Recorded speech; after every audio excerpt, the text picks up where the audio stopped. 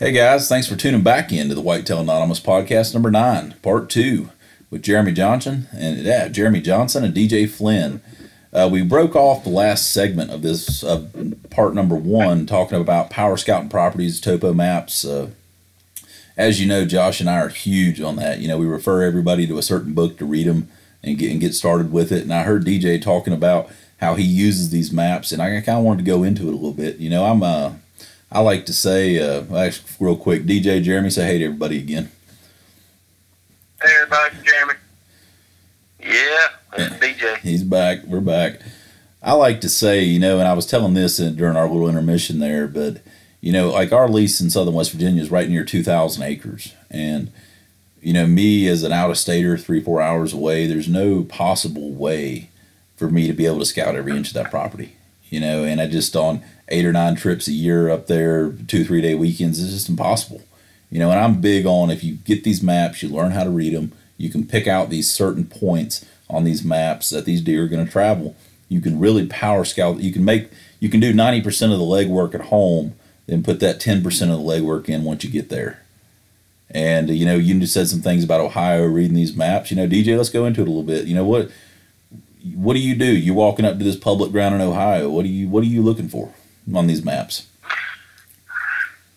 Well, you know, I mean, I'm looking for pinch points, natural funnels, so on and so forth.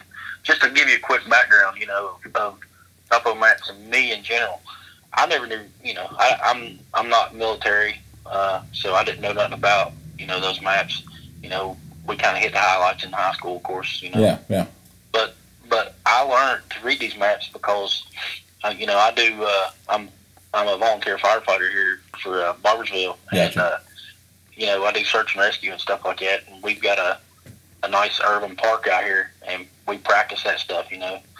And that's how I learned to read the maps, you know, taking classes and stuff through all that. And just getting out and, you know, the day I was out learning how to do that stuff, I'm thinking, man, this stuff can be really handy when it comes to hunting deer.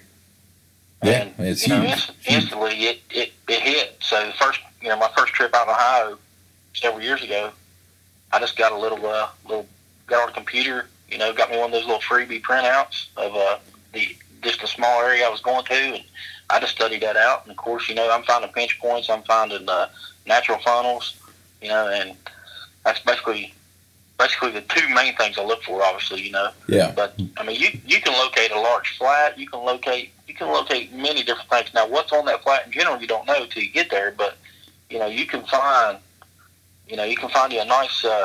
And I'll take my Topo Maps and I'll kind of blend them over to an aerial view. Yeah. The most updated aerial view that I can find of that area, and you know, that'll give me an idea if it's been clear cut, or you know, if it looks like it's, you know, loaded down with timber or what, you know, so you'll know if you're getting into, you know, a good set of hardwoods, if it's a recently updated map, or if you're getting into maybe an old CRP or something like that. And they're great tools to use when it comes to the outdoors. Yeah, kind of like I said, you know, it's a great way, folks, if you're listening to this, and we get the question all the time, me and Josh, I'm sure Jeremy and DJ do too, how do you get on these big deer in a 20,000 acre woodlot? Where do you go? And this is, in my opinion, maybe people have different ones, and Josh will agree with me here, but these Topo Maps are huge, and you need to learn to read them, need to learn to look at them, need to know what you're looking for. You know, me, for example, you know, I'm really big on finding one way the deer are going to travel. You know, if you find 2 big steeps, and you can tell by reading these maps, and it breaks off into a bench, you can tell it's not as steep. You know, I love those areas because it's going to force those deer to travel down that way. You know, they're not going to walk down the side of a cliff. You know, so you're increasing your odds and putting yourself in a position to where that deer is going to travel. And again, that goes to hunting big woodlots. You know, a lot of people try to read these maps on the flatter parts, like down here in North Carolina and stuff, and they're a lot harder to read.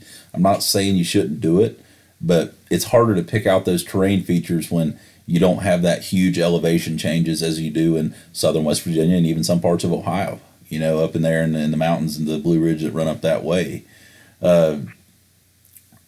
You know, there's a book out there, Herndon, he writes it. I can't remember his first name right now, but it's all about reading Topo Maps, and you can find it on Amazon. It's a great book, and it's something I really think you ought to look into if you want to learn how to read these maps. In Jeremy, I don't know if you're much into them or anything. Have you looked at the maps that you had there at your lease in Wyoming? Yeah, we've looked at it countless times. But our lease is mainly like it's basically just all hillside. Yeah. You got two ridges on it, so you really didn't have a whole lot of choices. I mean, once you got to the top of the ridge and looked, you could see both. Well, there's 4 hollers on. Got one left, one middle, and then another one on the right, and then there's one on the other side of that one. So I mean, you could basically see everything from a vantage point. I mean, the leaves were off, but I mean, the Topo Maps did show us, some other smaller places that you really couldn't see, and we was able to go down there and check them out, and it turned out it wasn't much, but we wouldn't have known where a few roads was if we never would have looked at the maps and went and checked out that far there too. And that's go ahead. I'm sorry, Jeremy, cut you off. But that's the only property that we actually have that I have of a topo map. My lifeline's my phone. That has the Onyx map, and if you ain't using Onyx map, then you can use Google Maps, and you can bring up topos on that. And that is what I use basically 99.9% of the time when I'm in Ohio on public land. Gotcha. Because and especially on the Onyx map, because it gives you all your the boundary lines of if you're getting on to somebody or getting off of the public hunting or anything like that, it'll let you know too. But the topo map plays a big part over on that public land. Yeah. And it'll keep you out of trouble, and it'll keep you, in the deer. Yeah, and that's something while we're talking about mapping, I actually just subscribed again to Onyx mapping around here in North Carolina. I'm really big on respecting private property rights. I don't want to be on somewhere I'm not supposed to hunt, risk getting in trouble. Down here in North Carolina, you might get shot. So it's pretty serious about that. Guys look at Onyx Maps, a great company. They show you those lines. It's pretty affordable, to buy the maps for the states and go from there. Not to keep beating a dead horse here about Topo Maps, but Josh and I get questioned constantly about this, and I really think that it's something that you should look into, our listeners here, and I really think it'll increase your odds on finding these spots and trying to power scout these big properties here. Let's merge into this right here. I know we're both into filming. We film everything we do. DJ, what are you using for filming this year? I run my main camera. I run a Canon XA10 right now, and we run all the shotgun mics. We're getting into wireless mics this year. We never really got into them that much, but after a couple years experience, and we realized we need to step up the game a little bit and get into some wireless mics. So we're purchasing those this year. I run that as my main camera, and I run just a general GoPro. Try to run one on the camera guy and the hunter, and then I run one on strictly just the hunter. So I usually got at least 3 cameras going. Try to have at least 3 cameras going. Sometimes, all depends on the situation. Yeah. You may only get one of those in the recording mode by the time the deer gets up on you or whatever. But, we try to run three different angles, but it don't always work out like that. No. How that goes. Yeah, believe me, I do. It's sometimes it's a pain in the butt to get it done, for sure. Jeremy, what are you running this year? I just recently got a Sony NX100. That's my main camera. I have a Tactican 4.0 that I keep on the bow. It goes in the stabilizer. Yeah. On a second view camera, I use a Canon PowerShot SX40 HS. Just something to set back, get drawbacks, or if you're in the blind, get the footage in the blind. And I also have a GoPro for a backup. I haven't really used it much, but I have it. Yeah, if I need it. Just in case, this year, guys. Go ahead, Jeremy. I'll cut you off again, man. I'm sorry. I just my wireless mics just came in for my NX100. My shotgun mic's on the way. So this year I've actually got I've got a $5,000 camera and a $5 person running it. That's how I feel. Yeah, go broke buying camera equipment. That's for sure. This year I've actually went to 4K this year. I'm going with the Sony AX53. Pretty impressed with that little camera. We're running a Hawk tree arm. Big supporters of Hawk. They support us. We try to do everything we can through them. I got a few Spy Point little point of view cameras we run. And we're also running an old Canon HFR 600 as our side angle camera there. So we do a lot of self-filming and calculated. Josh and I have a hard time getting the same time off, so I don't really know what it's like to have a cameraman in the tree with me. Sometimes I wish I did, but it would make things a lot easier and try to shoot a deer and self-film at the same time. But yeah, and guys, filming is something, I'm not trying to get rich and famous. It's not what I want, but it's just something I enjoy. Sometimes I find myself doing more filming than shooting. I just enjoy getting it on video, reliving the memories with my son, with my friends, and all that stuff. And I'm sure DJ and Jeremy, we all want the result, but you enjoy that part of it as well. Oh, yeah, absolutely. I mean, I'll tell you, man, like I said, I've been doing this for a long time. And, of course, it fell to the wayside for, probably about, I'm going to say we quit doing it for a while. Probably about a 4-year gap there where we didn't do any major filming or nothing. And wow, man, those first couple of years, I was just so used to, taking somebody with me and, having somebody up there hunting with me and, somebody sharing stories with right there in the tree and so on and so forth. Those first couple of years, I was back out on my own. It was kind of different. I was just like, I mean, don't get me wrong, I still enjoyed every minute of it, but it was just different. It took me a little bit to get used to that. You sit there. Now I'm back on that page where I've got that guy in the tree with me, and not always, but it's, when you do, it makes that hunt just, it makes it a lot more interesting. However, sometimes it can make it harder too. You got to remember, you got double the scent, you got double the movement, You got double the crap hanging in the tree. Yeah, it's a. Yeah, I try to do that with my 5-year-old, and it makes it a little complicated. But he does pretty good. Yeah, but we shot a 9-point over in Ohio last year. It was a deer that I had zero intentions on shooting whatsoever.